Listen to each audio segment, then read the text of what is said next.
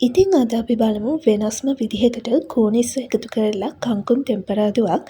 මේක මේ විදිහට හැදුවම ඇත්තටම හරිම රසයි.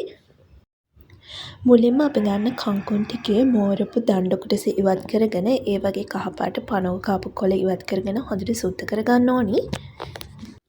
ඊට පස්සේ භාජනයකට වතුර ටිකක් එකතු කරගෙන ඒකට ලුණු ටිකක් එකතු කරලා අපි සුද්ධ කරගත්ත කංකුම් ටික දාලා විනාඩි 5ක් 10ක් විතර තියාගන්න ඕනි. ඊට පස්සේ වතුරෙන් දෙපාරක් තුන් පාරක් හොඳට හොදගෙන තෙත බේරෙන්න තියාගන්න. ඊළඟට තෙම්පරාදුවට අවශ්‍ය ද්‍රව්‍ය සකස් කරගමු.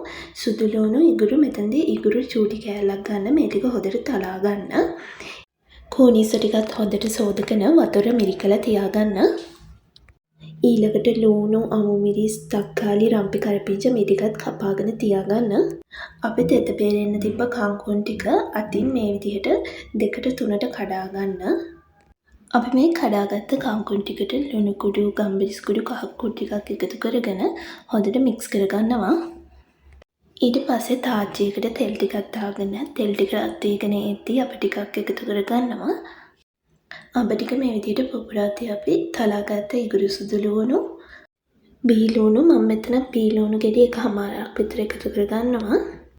ඊට පස්සේ මේ ටික විනාඩියක් විතර තෙලේ තෙම්පරාදු කරගන්නවා. ඊළඟට දෙකට කපාගත්ත අමු මිරිස් කරල් දෙක තුනක්, රම්පේ කරපිංචා කුරුටු පොතු කෑල්ලක් එකතු කරගන්නවා. මේ සියල්ල හොඳට මිශ්‍ර කරගෙන තාච්චිය පැත්තකට කරගන්නවා. ඊට පස්සේ අපි කෝනිස්සු ටික එකතු කරගෙන විනාඩියක් දෙකක් මේක තෙලේ තෙම්පරාදු කරගන්නවා. නැවත මේ සියල්ල හොඳට මිශ්‍ර කරගෙන කපාගත්ත ලොකු තක්කාලි ගෙඩියක් එකතු කරගන්නවා.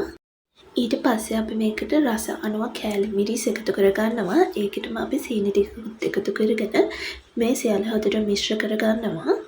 මේ වෙලාවේ අපි කඩාගත්ත කංකුම් ටික එකතු කරගන්නවා. ඊට පස්සේ අපි මේක හොඳට මිශ්‍ර කරගන්න ඕනේ. මේක ටිකක් හැම්බෙද්දි මේකෙන් වතුර උනනවා. වතුර ගතිය අඩු වෙලා කොළ ටික මැලුණාට පස්සේ අපිට මේක ලිපෙන් බා ගන්න පුළුවන්. ඉතින් ඔයාලත් මේ විදිහට කංකුම් තෙම්පරාදුවක් හදලා කමෙන්ට් එකක් දාන්න. ගිහින් එන්න සුබ දවසක්.